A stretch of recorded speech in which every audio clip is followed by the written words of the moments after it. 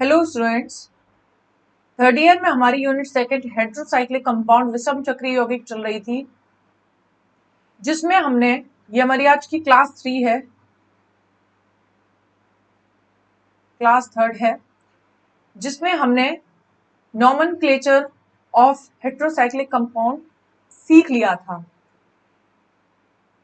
Nomenclature of heterocyclic compound में एक बार मैं दोबारा से ये बता देती हूँ। नॉमेनक्लेचर में होता क्या है, विषम चक्रीय यौगिकों का नामकरण करते हैं तो नाम के 3 भाग होते हैं, पूर्वलग्न, मध्य भाग और अनुलग्न। पूर्वलग्न हम किसके आधार पर देखते हैं, कौन सा विषम परमाणु है। मध्य भाग हम देखते हैं कि कितनी सदस्यी वलय है, और अनुलग्न हम देखते हैं किसके आधार पर कि वलय संतृप्त है या फिर असंतृप्त है, भले संतृप्त है या फिर असंतृप्त है, इसके आधार पर हम नामकरण करते हैं। तो यहाँ नामकरण कल कंप्लीट हो चुका था। आज हम स्टार्ट करते हैं न्यू टॉपिक, सामान्य लक्षण, जनरल प्रॉपर्टीज। आज हम स्टार्ट करते हैं सामान्य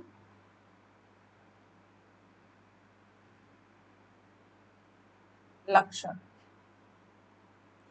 सामान्य लक्षण की बात करें तो फर्स्ट ये है कि ये रंगहीन। सामान्य लक्षण से पहले हमें जो कंपाउंड के बारे में पढ़ना है, पहले वो देख लेते हैं। कंपाउंड कौन कौन से हैं। हमें सबसे पहले पांच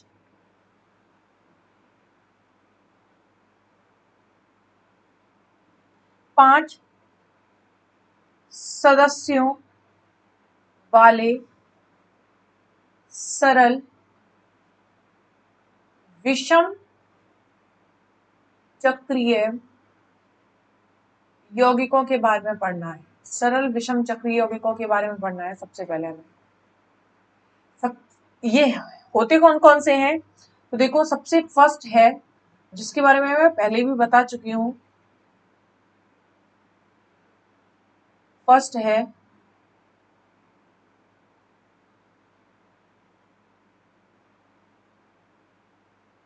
ये है पिरोल,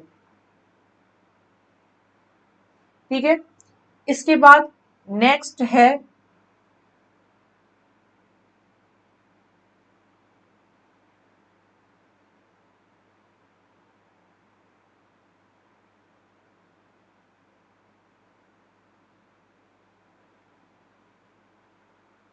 इसका नाम है फ्यूरेन, और उसके बाद अंतिम 5 सदस्यीय वलय वाला विषम चक्रीय यौगिक है थायोफीन। इनके नाम के बारे में मैं आपको पहले भी बता चुकी हूँ, तो हमें इन्हीं के सामान्य लक्षणों के बारे में पहले पढ़ना है। तो इनके सामान्य लक्षण में सबसे पहला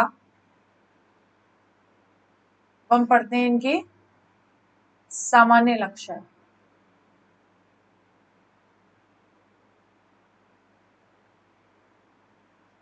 सामान्य लक्षण, सामान्य लक्षण में पहला सामान्य लक्षण है कि ये रंगहीन द्रव होते हैं। कैसे होते हैं, ये कैसे हैं, रंगहीन द्रव की फॉर्म में होते हैं। कौन, पेरोल, फ्यूरेन और थायोफीन तीनों ही।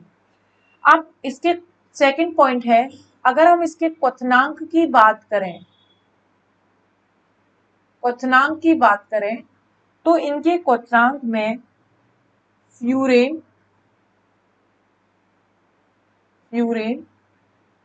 थायोफीन और पिरोल तीनों को मैंने लिख लिया है। इनके क्वथनांक की बात करें तो इनका क्वथनांक फ्यूरेन का होता है 32 डिग्री सेल्सियस, थायोफीन का होता है 84 डिग्री सेल्सियस और पिरोल का होता है 131 डिग्री सेल्सियस। इसका मतलब है सबसे ज्यादा जो सबसे ज्यादा क्वथनांक किसका होता है, पिरोल का क्वथनांक सबसे ज्यादा होता है। अब पिरोल का क्वथनांक सबसे ज्यादा होने का कारण क्या है, कारण यह है कि इसमें ये जो पिरोल है, ये जो पिरोल है, पिरोल में अंतरा अणुक हाइड्रोजन बॉन्डिंग पाई जाती है। क्या पाई जाती है, अंतरा आणविक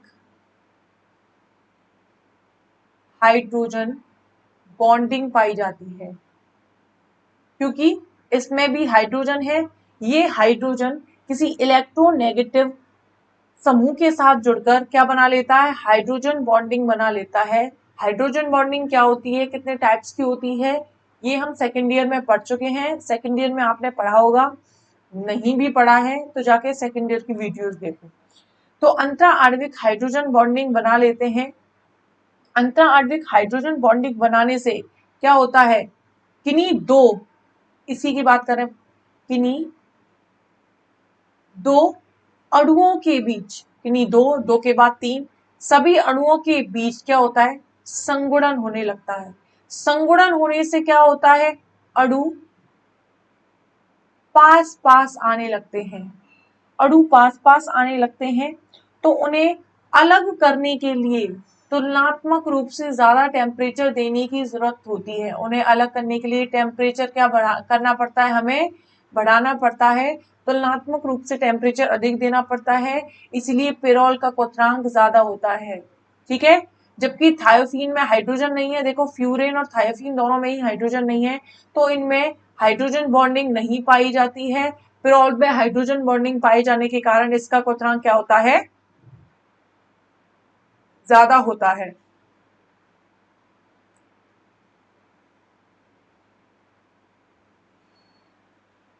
इनका क्वथनांक ज्यादा होता है। तो ये होगी क्वथनांक वाली बात। इसके बाद है नेक्स्ट,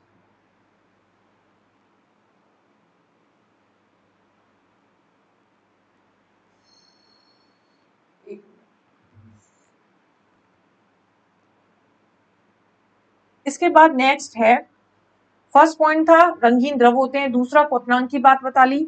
इसके बाद थर्ड पॉइंट की बात करते हैं इनकी अनुनादी ऊर्जा के बारे में। अनुनादी ऊर्जा के बारे में कि तीनों में से अनुनादी ऊर्जा किसकी ज्यादा होती है, किसकी कम होती है। तो बेंजीन के समान, पहली बात तो ये याद रखनी है, जिस तरह से बेंजीन में अनुनाद होता है और अनुनादी ऊर्जा होती है, उसी तरह से पिरोल, फ्यूरेन और थायोफीन में भी अनुनादी ऊर्जा होती है। अनुनादी ऊर्जा होती है और इनके मान की क्रम देखें तो पिरोल होता है, पिरोल के लिए होती है 87, पिरोल के लिए वैल्यू होती है 87.8 किलो जूल पर मोल। फ्यूरेन के लिए होती है 71.1 किलो जूल प्रति मोल और थायोफीन के लिए होती है 117 किलो जूल पर मोल। इसका मतलब है पिरोल, फ्यूरेन और थायोफीन, इन तीनों की ही बात करें तो सबसे ज्यादा अनुनादी ऊर्जा होती है थायोफीन की, फिर पिरोल की, फिर फ्यूरेन की। थायोफीन की अनुनादी ऊर्जा तुलनात्मक रूप से बहुत ज्यादा दिखाई दे रही है। अब इसका कारण क्या होता है, इस कारण को समझते हैं। इसमें क्या दिखाई दे रहा है कि थायोफीन की अनुनादी ऊर्जा का मान, थायोफीन की अनुनादी ऊर्जा का मान सबसे अधिक है। कारण यह है कि ये जो तीनों हैं, तीनों की बात करें हम, तीनों हैं, इन तीनों में ही, इन तीनों यौगिकों में पी कक्षकों के योगदान, पी कक्षकों के योगदान के द्वारा अनुनादी संरचनाएं बनती हैं। अनुनादी संरचनाएं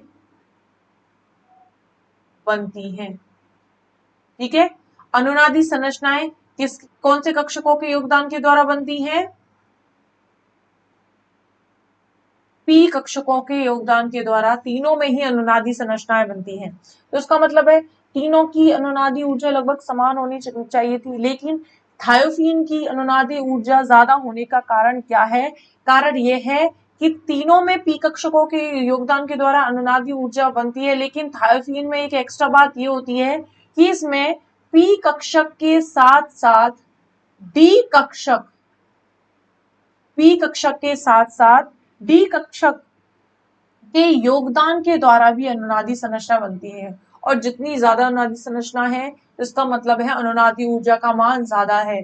तो इन तीनों में ही पिरोल, फ्यूरिन, थाइफिन तीनों में ही पी कक्षकों के योगदान के द्वारा अनुनादी संरचनाएं बनती हैं। लेकिन थाइफिन में एक एडवांस बात, एक एक्स्ट्रा बात ये होती है कि पी कक्षकों के साथ साथ डी कक्षकों के योगदान के द्वारा भी अनुनादी संरचनाएं बनती है, इसीलिए इसकी अनुनादी ऊर्जा का मान क्या होता है, ज्यादा होता है।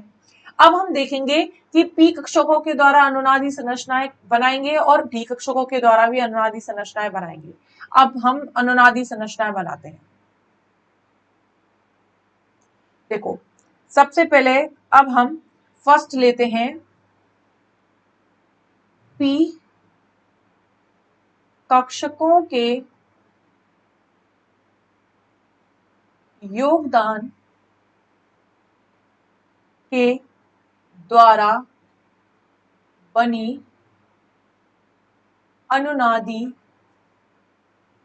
संरचनाएं। अब हम पहले पी कक्षकों के योगदान के द्वारा अनुनादी संरचनाएं देखते हैं। अब ये अनुनादी संरचनाएं कैसे बनती है, देखो पहले मैंने 5 सदस्य एक वलय बनाई, मैंने Z लिखा है यहाँ पे।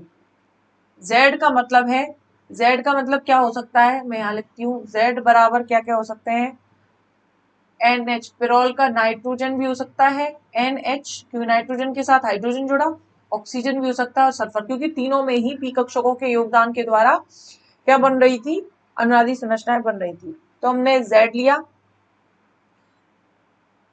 ये डबल बॉन्ड, तो ये 5 सदस्य वाले बन गए। मैंने एक Z, एक लोन पेयर इधर लगा दिया। अब क्या होगा,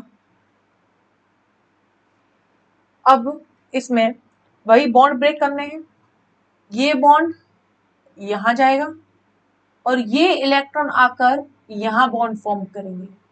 आपको पता है ये जेड अपनी दोनों लोन पेयर को, ये समूह अपनी एक लोन पेयर को यहाँ बॉन्ड बनाने में दे रहा है, तो जेड पर आ जाएगा पॉजिटिव चार्ज और यहां आ जाएगा नेगेटिव चार्ज। तो क्या आएगा, जेड यहां आएगा डबल बॉन्ड, यहां आ जाएगा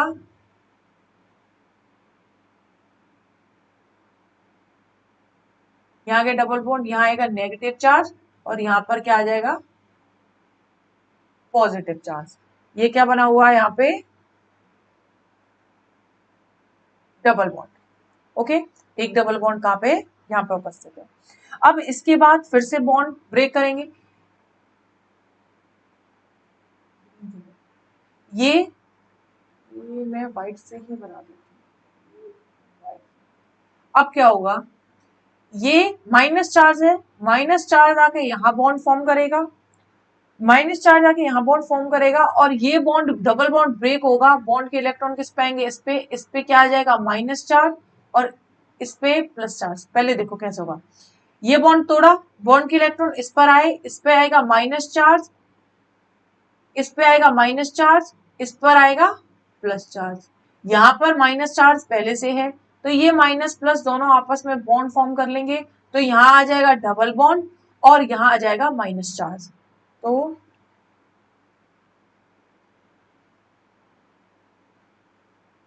ठीक है, तो अब हम नेक्स्ट स्ट्रक्चर बनाते हैं।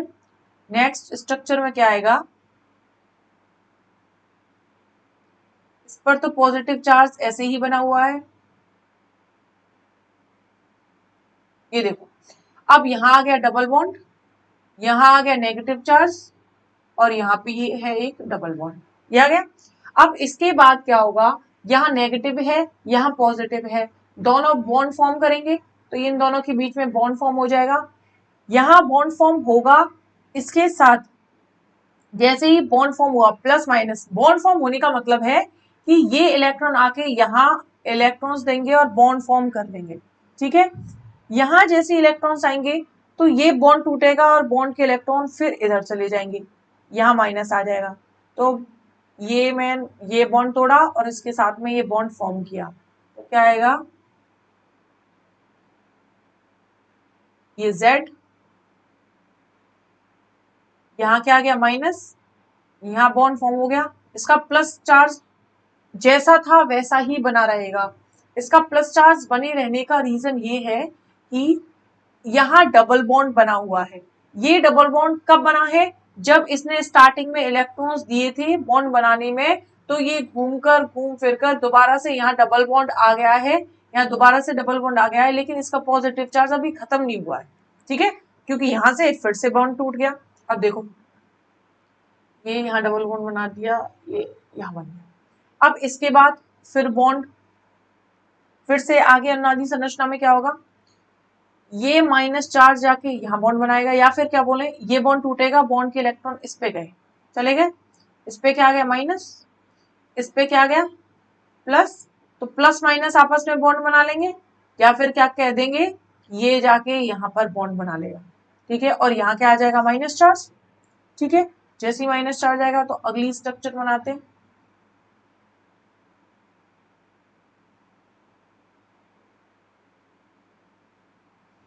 इस पे क्या आ गया माइनस चार्ज, यहाँ आ गया बॉन्ड, यहाँ पे भी बॉन्ड आ गया, अभी इस पे पॉजिटिव चार्ज ऐसे ही बना हुआ है।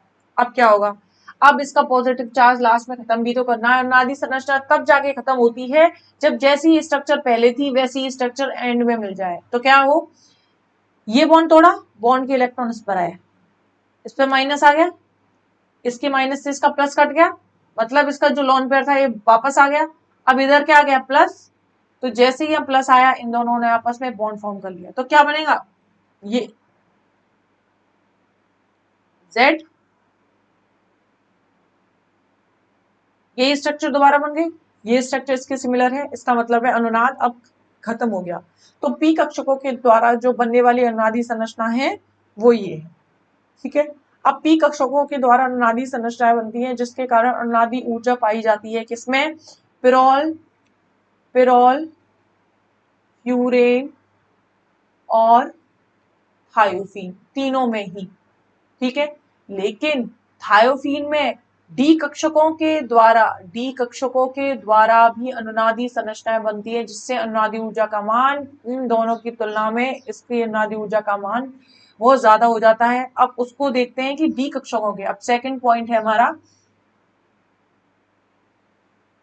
सेकंड है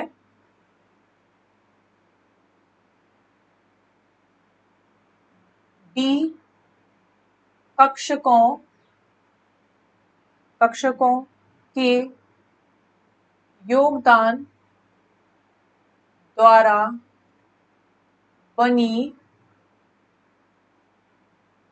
अनुनादी संरचनाएं।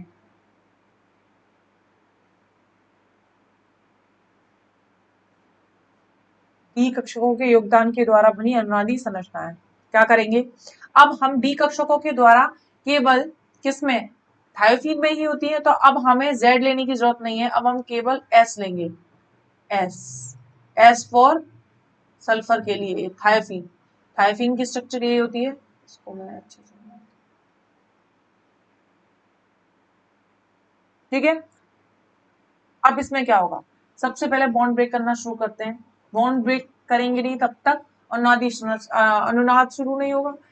अब हमने बॉन्ड, ये बॉन्ड आके, ये बॉन्ड आके यहाँ बॉन्ड फॉर्म करेगा, ठीक है। जैसे ही यहाँ बॉन्ड फॉर्म करेगा, अब आपको पता है कि जैसे ही यहाँ आके बॉन्ड फॉर्म किया इसका मतलब है सल्फर के पास इलेक्ट्रॉन डेंसिटी क्या हो गई, इलेक्ट्रॉन डेंसिटी क्या हो गई, बढ़ गई, इसीलिए सल्फर पे क्या आ जाएगा नेगेटिव चार्ज। तो कैसे आएगा नेगेटिव चार्ज वो देखते हैं।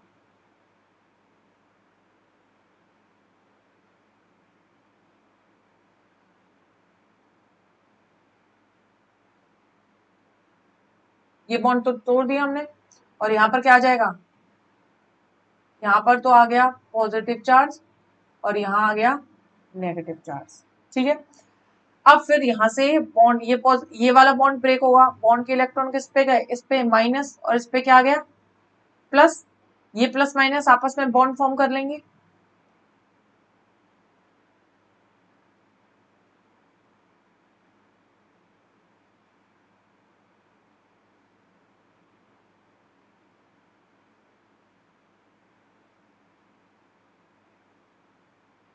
ये प्लस चार्ज आ गया, ठीक है। अब जैसे ही इस पे प्लस चार्ज आ गया, दोबारा से एक डबल बॉन्ड इधर बन गया था शायद, हाँ ये डबल बॉन्ड यहाँ रह गया, इधर आ गया, ठीक है। अब इसके बाद क्या होगा, अब ये अनुनाद उल्टा, अभी अनुनाद कैसे, अनुनाद इस दिशा में चल रहा है तो अनुनाद को इस दिशा में ही चलना है। अब क्या होगा, ये माइनस चार्ज यहाँ, पेन कलर चेंज, ये माइनस चार्ज जाके यहाँ, यहाँ जाके बॉन्ड फॉर्म करेगा, यहाँ जैसे बॉन्ड फॉर्म करेगा तो इसका पॉजिटिव चार्ज कम खत्म हो गया, देखो यहाँ सल्फर आ गया, यहाँ बॉन्ड फॉर्म हो गया, ठीक है। इसके बाद यहाँ भी बॉन्ड फॉर्म हो गया और यहाँ भी बॉन्ड फॉर्म हो गया, ठीक है। अब सल्फर का नेगेटिव चार्ज खत्म हो गया क्योंकि इसने बॉन्ड बनाने में इलेक्ट्रॉन्स दे दिए। अब इसके पास सिर्फ 2 लोन पेयर बचे हुए हैं। अब क्या होगा, दोबारा से बॉन्ड ब्रेक होगा क्योंकि अनुनाद तब तक खत्म नहीं होता जब तक कि स्ट्रक्चर पहले जैसी ना बन जाए। फिर क्या होगा, ये बॉन्ड तोड़ा, बॉन्ड के इलेक्ट्रॉन इस पर, बॉन्ड ब्रेक किया, बॉन्ड के इलेक्ट्रॉन इस पे माइनस आ गया और इस पे क्या आ गया, पॉजिटिव चार्ज आ गया। मैं इसको बॉन्ड के इलेक्ट्रॉन्स को ऐसे दर्शा देती हूँ, ठीक है। इसके बाद हमने लिया,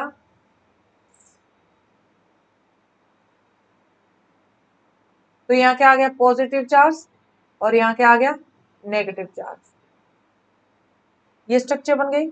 अब इसके बाद दोबारा से ये बॉन्ड तोड़ेंगे, बॉन्ड के इलेक्ट्रॉन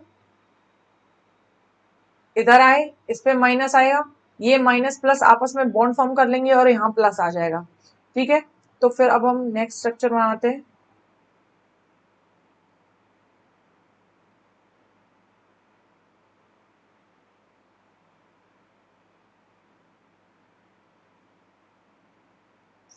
ठीक है, अब इसके बाद दोबारा से यहाँ पर भी एक बॉन्ड था, दोबारा से ये वाला बॉन्ड ब्रेक होगा, बॉन्ड के इलेक्ट्रॉन इस पे आएंगे, इस पे माइनस आ गया, इस पे माइनस आएगा, इस पे प्लस आएगा, ठीक है। तो आगे स्ट्रक्चर क्या बनेगी देखो,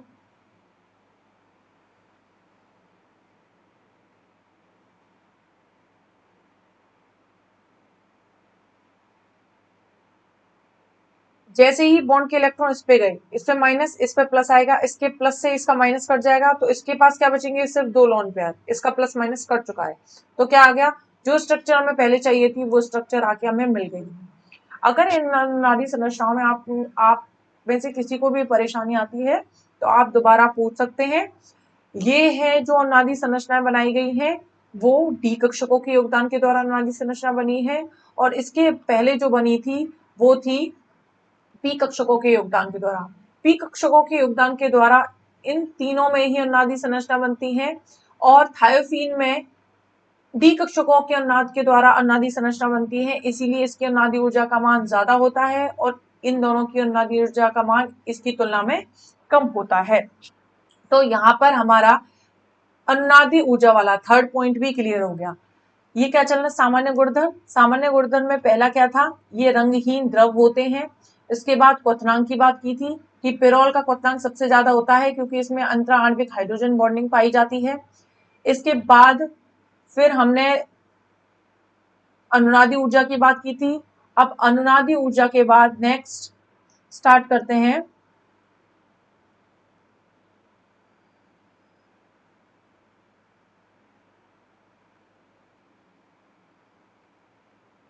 नेक्स्ट 4 पॉइंट ये बताना है कि ये जो यौगिक हैं कौन कौन से, एक मिनट, कौन कौन से यौगिक, मैं एक थायोफीन लिख रही हूं, थायोफीन, थायोफीन, फ्यूरेन, और क्या बचा, पेरोल, पेरोल। ये जो यौगिक होते हैं ये तीनों यौगिक एरोमेटिक गुण रखते हैं। इनमें कैसे गुण पाए जाते हैं, एरोमेटिक गुण पाए जाते हैं, जो किसके साथ समानता प्रदर्शित करते हैं, इसका मतलब है इनमें बेंजीन के समान एरोमेटिक गुण पाए जाते हैं। इन यौगिकों में बेंजीन के समान एरोमेटिक यौगिक पाए जाते हैं, इसीलिए बेंजीन है, बेंजीन योगात्मक अभिक्रियाएं प्रदर्शित नहीं करता है। इसके स्थान पर कौन सी अभिक्रिया प्रदर्शित करता है? इलेक्ट्रॉन स्नेही, इलेक्ट्रॉन स्नेही प्रतिस्थापन अभिक्रियाएं प्रदर्शित करता है। कौन सी अभिक्रिया प्रदर्शित करता है? इलेक्ट्रॉन स्नेही प्रतिस्थापन अभिक्रियाएं प्रदर्शित करता है। क्यों? क्योंकि इसमें भी एरोमेटिक गुण पाया जाता है। तो इसका मतलब है बेंजीन के समान एरोमेटिक गुण होने के कारण ये तीनों ही इलेक्ट्रॉन स्नेही प्रतिस्थापन रिएक्शन प्रदर्शित करते हैं। इसके अलावा लेकिन अगर हम इनकी इलेक्ट्रॉन स्नेही प्रतिस्थापन के प्रति क्रियाशीलता के बारे में बात करें तो इनकी क्रियाशीलता मैं यहां पर लिखती हूं बेंजीन। और तो क्रियाशीलता का क्रम होता है, सबसे ज्यादा क्रियाशील होता है पिरोल, फिर फ्यूरेन, फिर थायोफिन और फिर सबसे लास्ट में होता है बेंजीन। इसका मतलब है बेंजीन की तुलना में पिरोल, फ्यूरेन और थायोफिन इन तीनों की क्रियाशीलता ज्यादा होती है। क्या होती है? क्रियाशीलता ज्यादा होती है। सबसे ज्यादा किसकी है? पिरोल की, फिर उसके बाद फ्यूरेन की, फिर उसके बाद थायोफिन की। इन यौगिकों की क्रियाशीलता बेंजीन से बहुत अधिक होती है। इन तीनों यौगिकों में थायोफिन सबसे कम क्रियाशील है। इन दिख रहा होगा, तीनों यौगिकों की बात करें तो इन तीनों यौगिकों में थायोफिन सबसे कम क्रियाशील है। लेकिन इसकी क्रियाशीलता भी, अगर हम इस थायोफिन को भी देखें जो कि इन तीनों से कम क्रियाशील है, इसकी क्रियाशीलता भी इस बेंजीन से लगभग 1000 गुना 1000 गुना ज्यादा होती है। क्योंकि ये यौगिक एरोमेटिक गुण प्रदर्शित करते हैं। क्यों इनमें? क्योंकि इनमें एरोमेटिक गुण पाया जाता है। तो अब इसका कंक्लूजन क्या निकला कि पिरोल की क्रियाशीलता सबसे ज्यादा, फिर फ्यूरेन की, फिर थायोफिन की। इन तीनों की क्रियाशीलता ज्यादा होती है। किसके प्रति? इलेक्ट्रॉन स्नेही प्रतिस्थापन अभिक्रियाओं के प्रति क्रियाशीलता ज्यादा होती है। इन तीनों में सबसे कम क्रियाशीलता थायोफिन की है और थायोफिन की क्रियाशीलता सबसे कम है, पर बेंजीन से भी 1000 गुना ज्यादा है इनकी क्रियाशीलता। तो कंक्लूजन ये है कि ये जो 5 सदस्यीय विषम चक्रीय यौगिक होते हैं इनकी क्रियाशीलता ज्यादा होती है। इनकी क्रियाशीलता ज्यादा होने के कारण इनको कहा जाता है सुपर एरोमेटिक या अति एरोमेटिक, सुपर एरोमेटिक या अति एरोमेटिक यौगिक इन्हें कहा जाता है। क्यों? क्योंकि इनकी क्रियाशीलता बेंजीन से भी बहुत ज्यादा होती है, इसीलिए ये सुपर एरोमेटिक या फिर अति एरोमेटिक यौगिक कहे जाते हैं। इसके बाद भी अभी कुछ सामान्य लक्षण बचे हुए हैं जिन्हें हम नेक्स्ट लेक्चर वीडियो में कंटिन्यू करते हैं।